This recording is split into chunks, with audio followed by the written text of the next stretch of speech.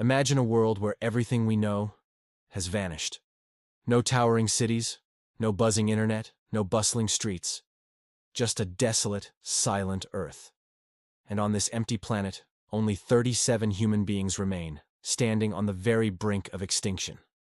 It sounds like a blockbuster movie, right? But what if I told you this wasn't fiction? What if I told you that there was a time, deep in our forgotten past, when the entire future of humanity rested on the shoulders of just 37 people?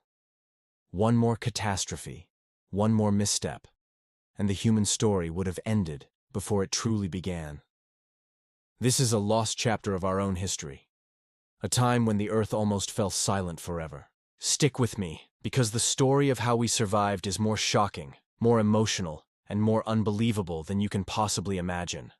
Thousands of years ago, long before the rise of empires and civilizations, our ancestors lived in small, scattered tribes. They were hunters and gatherers, their lives dictated by the rhythm of nature. But then, an event of unimaginable scale shattered their world. Mount Toba, a supervolcano in what is now Indonesia, erupted with a fury that defies comprehension. It wasn't just a big eruption, it was a cataclysm. The explosion was equivalent to thousands of nuclear bombs detonating at once. A colossal plume of ash and sulfur shot into the atmosphere, creating a veil so thick it blocked out the sun. For years, the world was plunged into a volcanic winter. Temperatures plummeted, ushering in a new, artificial ice age.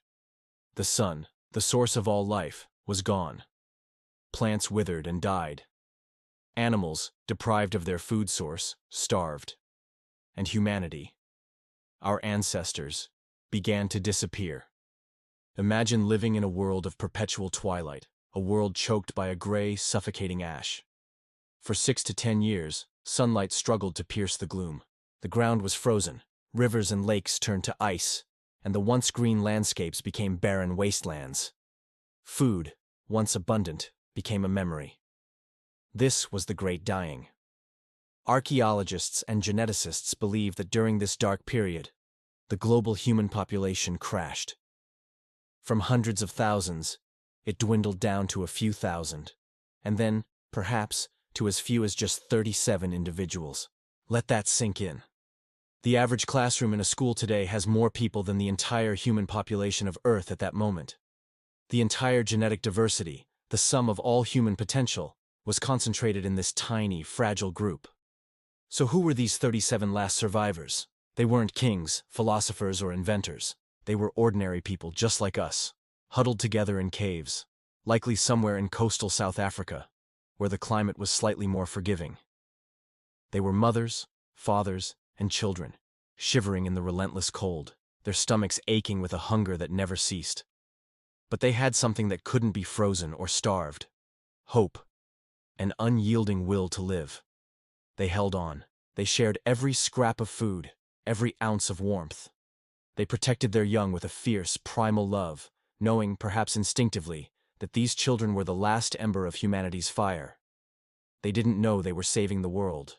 They just knew they had to survive one more day.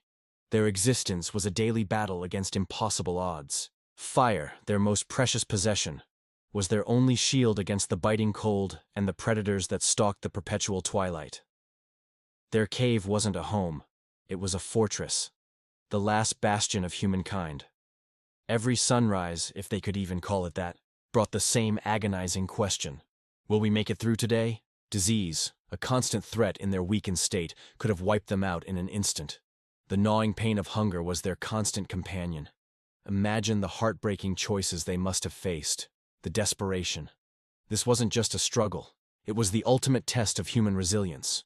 Yet through it all, they endured.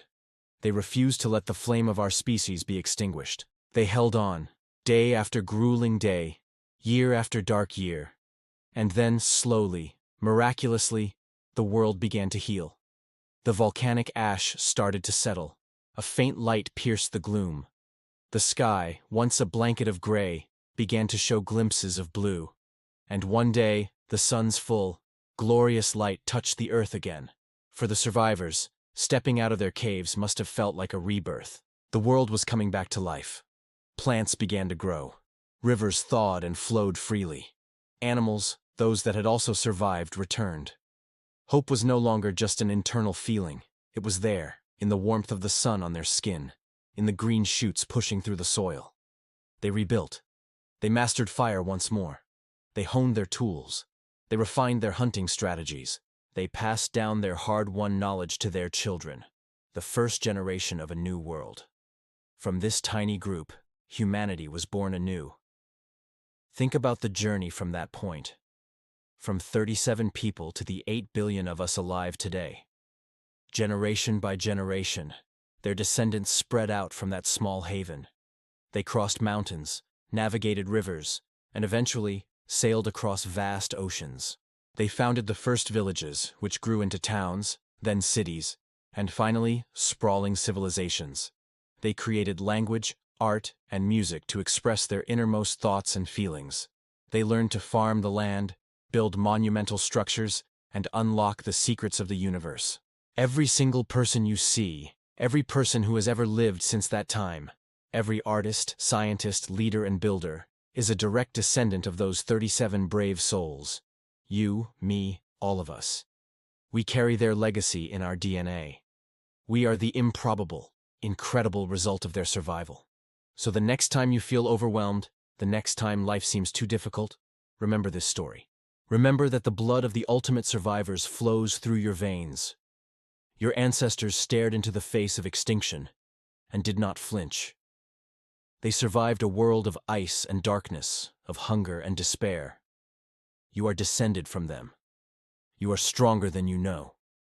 This was the lost history of our world.